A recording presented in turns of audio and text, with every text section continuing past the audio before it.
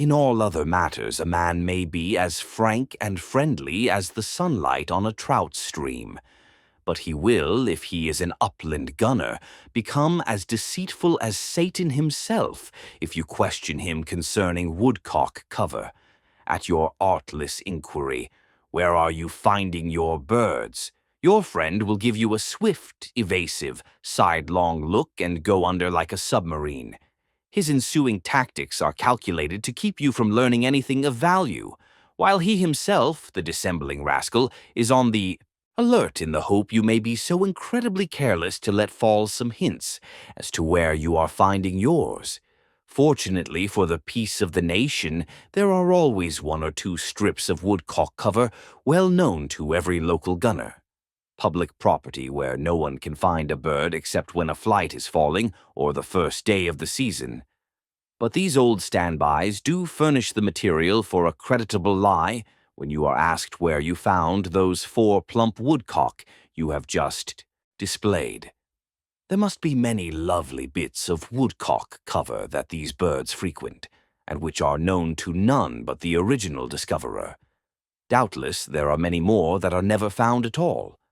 It would seem, however, that 2 active men shooting grouse and woodcock in the same district season upon season for 20 years would have located every yard of woodcock cover thereabouts, but the judge entertained, as lawyers do, a reasonable doubt in these premises, a doubt that was not shared by the lean captain, who was confident that his empty cartridge cases mouldered in every patch of wet woodland in the township. In addition to a half-dozen strictly concealed assets, the pair of them knew of as many more covers not so utterly exclusive. There were 2 grand covers, areas so rich and extensive that it was more than a full day's work to comb either of them. And there were a score of petty covers, fence corners, a yard or 2 of moist earth under a neglected apple tree, or a certain patch of brambles where one could always spring a single bird, or perhaps 2. Shooting days are short, and with such wealth already located and available, the 2 friends had small incentive to explore. There was nothing to be gained by spending a day in the region that might be worthless. But the wise action of the state authorities in closing the season on grouse placed a new factor in the shooting vacation of the 2 gunners. "Not that I have to kill a bird every quarter hour to really enjoy myself," remarked the judge, "but I do appreciate an excuse to stay out the whole blessed day at this particularly glorious season of the year. All too soon cometh winter and foul weather. You know, with the woodcock coming back as they have these past few years, it's no trick to bag 4 of 'em in a few hours.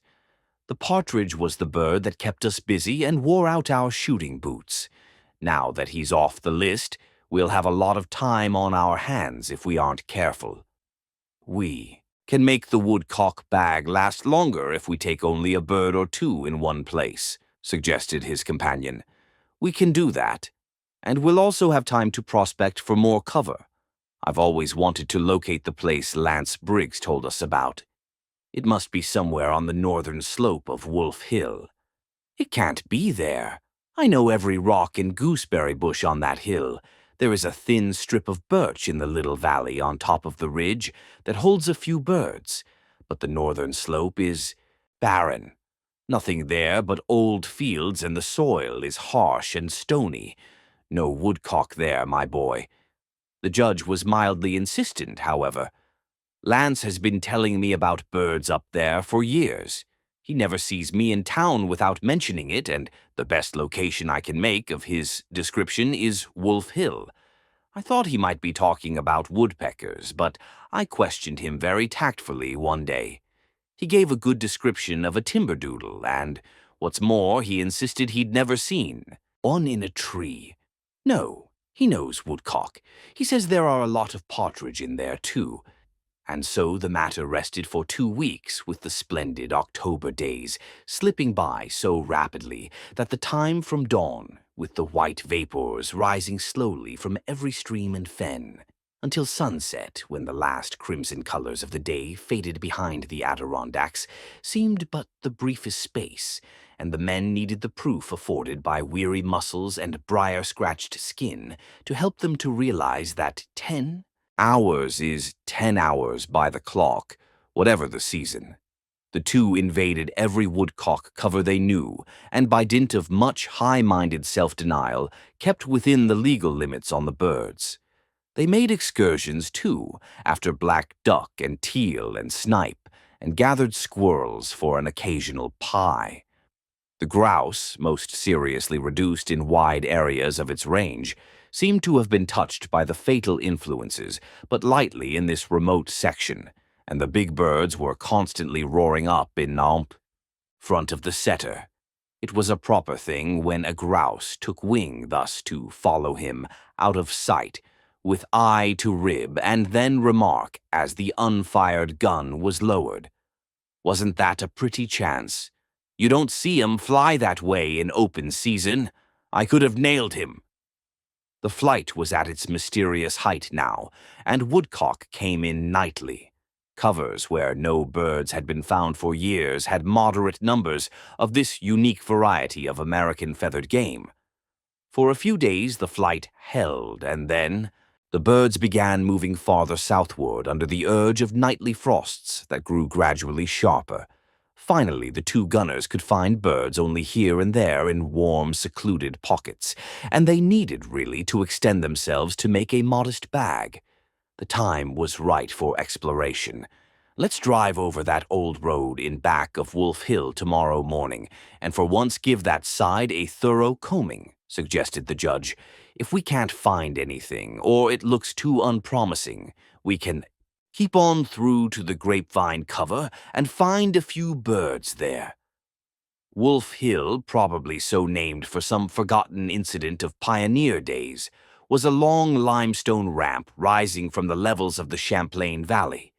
Its broken, rugged crest carried a veritable wilderness of neglected woodland, where grouse went about their affairs almost undisturbed by man from one 12 months to the next, and deer and bobcats and lesser creatures enjoyed an immunity scarcely less qualified. The mighty flank of the hill, somewhat more accessible to the valley farms, was broken up into pasture lots and orchards of sugar maples and hickories, where the squirrels found splendid sanctuary and an inexhaustible supply of food.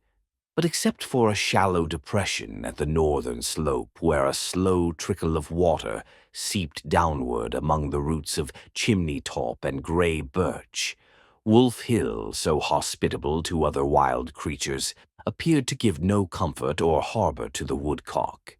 This one spot, however, always held from 1 to 4 good birds, and rare shooting they gave when found there, for the pines grew thickly on both flanks of the stream, and the birds would dart into the shadows like grouse and could not be flushed again.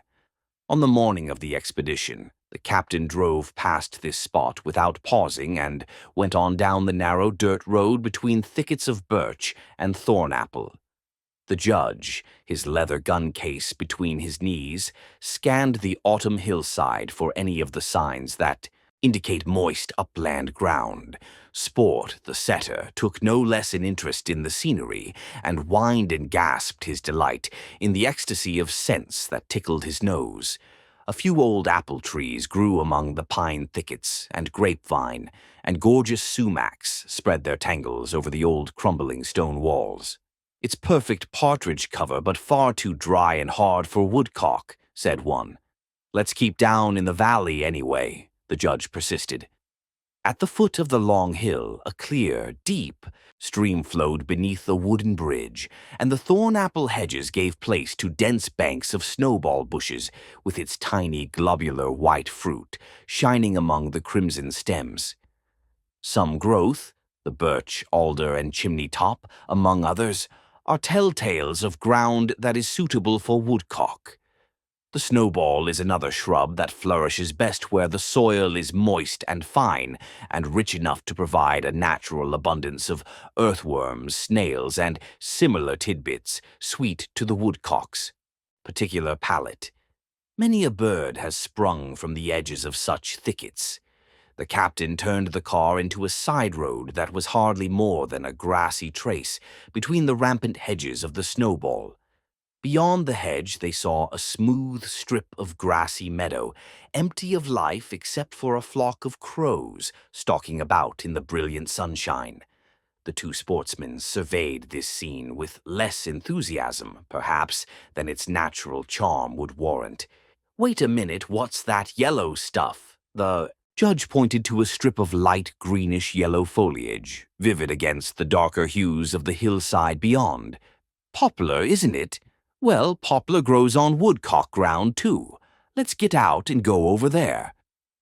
It was well that they did, for as they approached, there came into view a strip of stuff lying closely along the banks of the brook and entirely hidden from sight from the road by abruptly rising ground.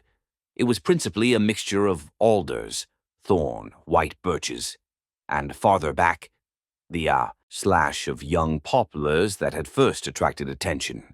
Moreover, there was a mile of it in sight before it vanished behind the shoulders of a hill.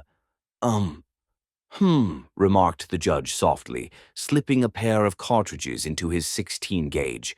"Just look at that now. Right here all these years, and we never knew it. Oh, blessed poplars." They had scarcely entered the strip when the lean gunner called out, "They're here all right. Here's chalkings. Oh, a mess of 'em. Great Scott!" and continued, with a semi-technical, somewhat indelicate description of woodcock that is of no particular importance to this narrative. He was right. The earth under the alders and thorns looked as if a dozen drunken paper-hangers had engaged in a friendly battle with their whitewash brushes.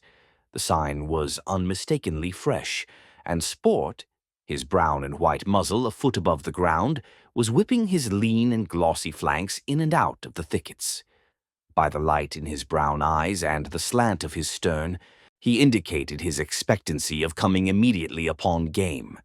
The gunners separated to good skirmishing distance and moved forward behind the eager, careful setter. Pace by pace the ground was covered, but there was no brisk whir of wings, no twittering whistle, and no sight of brown bird whisking away through the alders.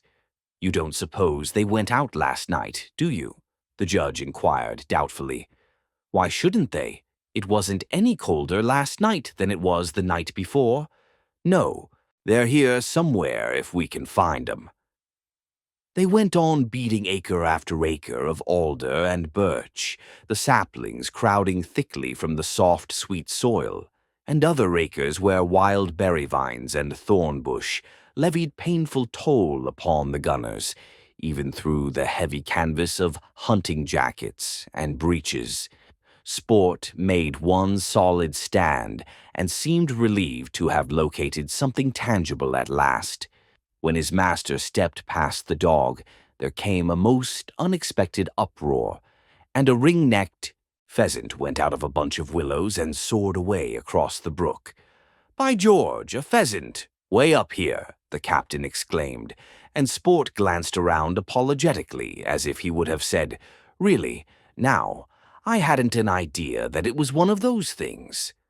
Shortly before lunchtime, as the captain entered a small patch of alders fairly high on the hillside, something moved suddenly at his feet, and the first woodcock, a big hen, got up before him and went away through the tops. Watching its flight, the gunner had the illusion that splinters and sparkles of sunlight glanced from the twigs as the bird passed. And, except for a baffled sensation and a whiff of burnt powder in the air, that was all he had from the encounter.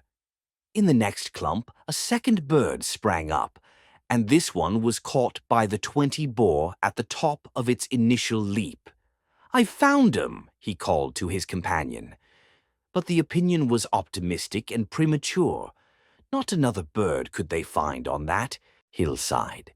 The two retired for lunch, chagrined and puzzled, for never before had either found so much evidence of woodcock and so few birds.